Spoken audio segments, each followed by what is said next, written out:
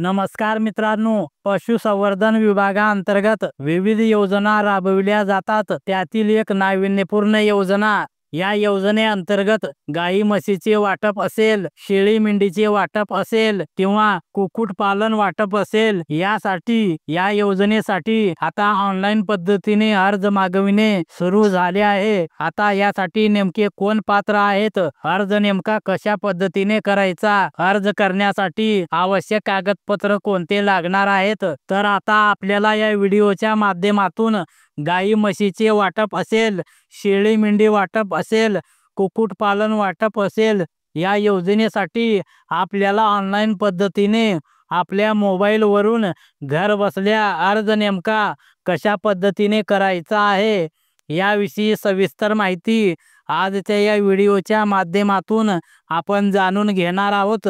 त्यासाठी हा व्हिडिओ शेवटपर्यंत नक्की पहा. तत्पूर्वी तुम्ही जर चॅनलवरती पहिल्यांदाच आला असाल तर चॅनलला सबस्क्राईब करून बेल नोटिफिकेशनला क्लिक करा. तर चला मग व्हिडिओ सुरू करूया. तर मित्रांनो, सर्वप्रथम आपल्याला ऑनलाईन पद्धतीने अर्ज करण्यासाठी ah.mahabms.com या वेबसाईटवरती यायचं आहे. या वेबसाईटची लिंक खाली डिस्क्रिप्शन बॉक्समध्ये दिली आहे. त्या लिंकवरती क्लिक करून थेट तुम्ही या वेबसाईटवरती येऊ शकता. या वेबसाईटवरती आल्यानंतर आपल्याला या ठिकाणी काही सूचना दिलेल्या आहेत. त्या सूचना आपल्याला काळजीपूर्वक वाचून घ्यायच्या आहेत. तर मित्रांनो, आता आपल्याला या ठिकाणी ऑनलाईन अर्ज करायचा आहे. त्यासाठी सर्वप्रथम अर्जदार नोंदणी यावरती क्लिक करायचं आहे. यावरती क्लिक केल्यानंतर अर्जदार नोंदणी करण्यापूर्वी खालील महत्त्वाच्या बाबी लक्षात घ्याव्यात. यामध्ये स्टार चिन्ह असलेली माहिती भरणे अनिवार्य आहे. अर्जदाराचे वय हे 18 वर्षे पूर्ण असणे आवश्यक आहे. अशा प्रकारच्या काही सूचना दिलेल्या आहेत. त्या सूचना काळजीपूर्वक आपल्याला वाचून घ्यायच्या आहेत. त्यानंतर बंद करा यावरती क्लिक करायचे आहे. त्यानंतर या ठिकाणी अर्जदाराची माहिती या फॉर्म मध्ये भरायची आहे. त्यामध्ये सर्वप्रथम अर्जदाराचे आधार नंबर टाकायचे आहे. त्यानंतर तुमचं वय, त्यानंतर तुमचे पहिले नाव, त्यानंतर तुमच्या वडिलांचे नाव किंवा पतीचे नाव, त्यानंतर आडनाव. आता तुम्ही जेव्हा इंग्रजीमध्ये तुमचं नाव टाकाल त्यामध्ये तुमचं मराठीमध्ये देखील नाव तुम्हाला टाईप झालेले दिसेल. त्यामुळे तुम्हाला तुमच्या आधार कार्डवर जसं नाव असेल त्याप्रमाणे व्यवस्थित टाकायचं आहे.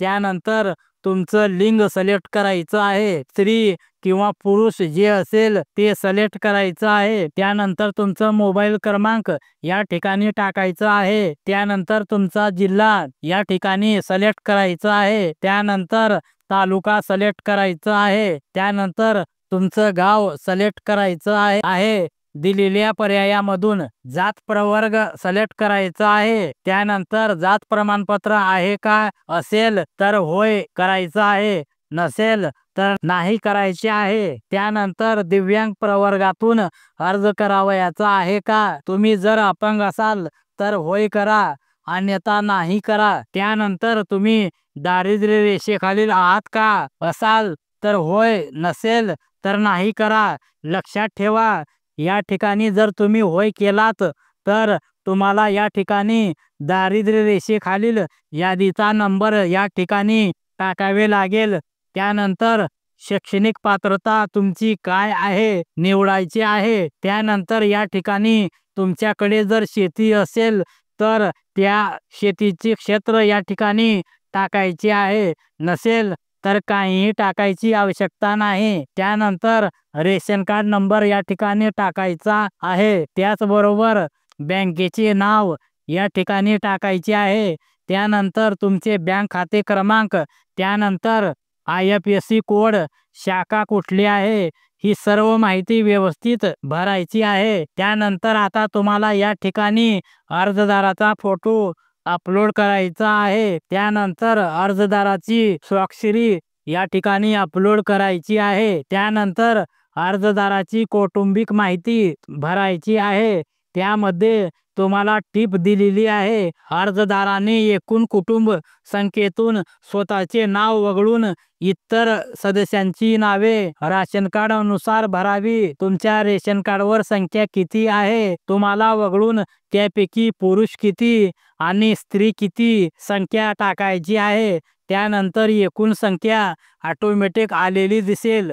आता या ठिकाणी आपण पाहू शकता जेवढी तुम्ही रेशन कार्ड वरील सदस्यांची संख्या दाखवाल तेवढ्या सदस्यांची माहिती भरायची आहे. त्यामध्ये आधार नंबर टाकायचे आहे, त्यांचं नाव लिहायचं आहे, लिंग यामधून सिलेक्ट करायचं आहे, पुरुष आहे की स्त्री आहे, त्यांचं वय काय आहे तुम्हाला या ठिकाणी टाकायचं आहे. अशा प्रकारे सर्व सदस्यांची माहिती व्यवस्थित टाकून घ्यायची आहे. नियम व अटी मला मान्य आहेत या चेकबॉक्स वरती क्लिक करायचं आहे आणि पुढे जा वरती क्लिक करायचं आहे. नंतर पुढे जा या पर्यायावरती क्लिक केल्यानंतर अशा प्रकारे अर्जदाराची जी वैयक्तिक माहिती भरलेली होती त्याचा तो फॉर्म अशा प्रकारे पाहायला मिळेल. त्यानंतर जतन करा या पर्यायावरती क्लिक करायचं आहे. जतन करा या पर्यायावरती क्लिक केल्यानंतर माहिती यशस्वीरित्या साठवण्यात आली आहे अशा प्रकारचा मेसेज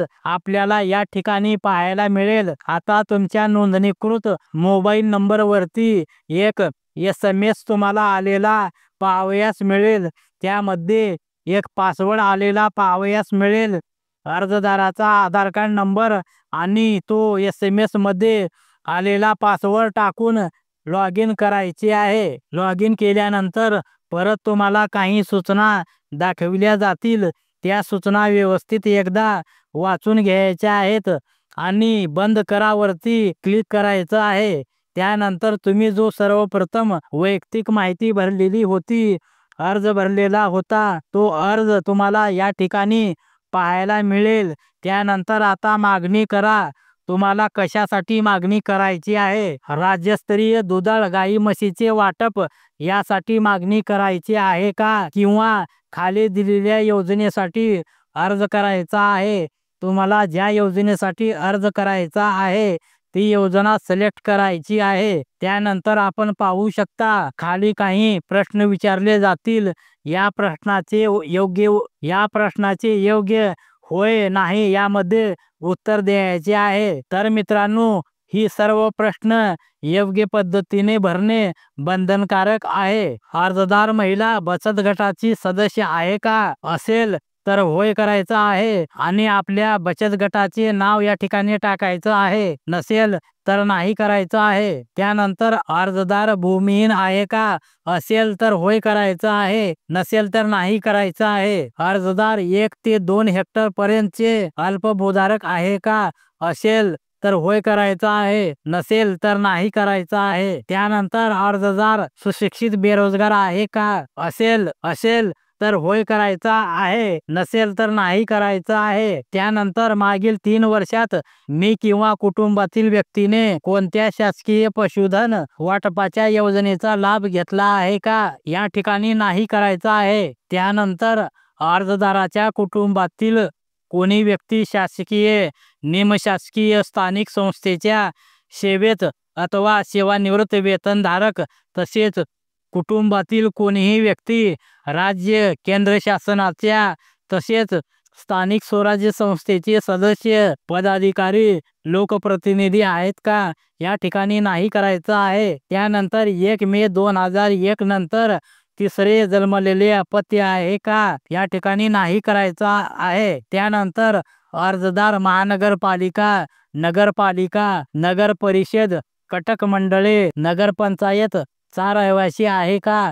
या ठिकाणी नाही करायचं आहे. त्यानंतर या योजनेअंतर्गत माझे प्रकरण मंजूर झाल्यास मंजूर दिनांकापासून 1 महिन्याच्या कालावधीत गाय म्हैस खरेदीची मी हमी देत आहे. जर बँकेच्या कर्जाची गरज असल्यास बँकेकडून कर्ज मंजूर करून घ्यायची जबाबदारी माझ्यावर राहील.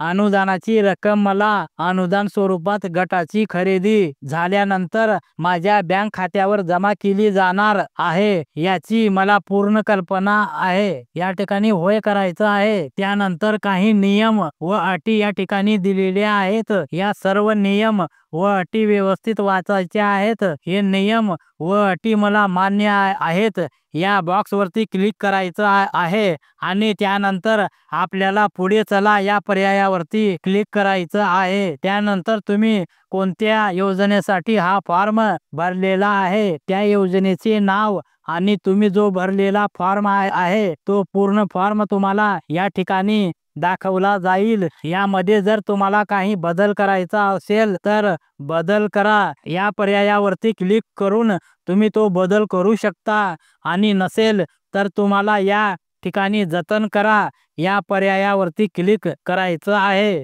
जतन करा या पर्यायावरती क्लिक केल्यानंतर तुम्हाला परत एक मेसेज पाहायला मिळेल. अर्ज जतन केल्यानंतर त्यामध्ये कुठल्याही प्रकारचा बदल करता येणार नाही. एकदा माहिती जतन केल्यानंतर त्यात कुठलाही बदल करता येणार नाही. अर्ज भरताना पूर्वी दिलेल्या माहितीची अंतिम सहमती झालेली असल्यास जतन करा या पर्यायावर क्लिक करा. जर काही माहितीमध्ये बदल करायचा असल्यास बदल करा या पर्यायावरती क्लिक करा.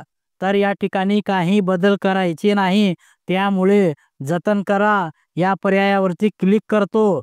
तर मित्रांनो, अशा प्रकारे आपली नोंदणी यशस्वीरित्या पूर्ण झाली आहे अशा प्रकारचा मेसेज दाखवला जाईल. त्यानंतर तुमचा अर्ज क्रमांक दाखवला जाईल. त्याच्यानंतर अर्जदाराचे नाव दाखवले जाईल. याची प्रिंट काढून ठेवायची आहे. भविष्यामध्ये तुमचा अर्ज जर पात्र झाला तर डॉक्युमेंट अपलोड करण्यासाठी याची गरज भासणार आहे. तर मित्रांनो, अशा प्रकारे घर बसल्या तुम्ही तुमच्या मोबाईलच्या माध्यमातून सहज अशा प्रकारे अर्ज करून या योजनेचा लाभ घेऊ शकता. धन्यवाद.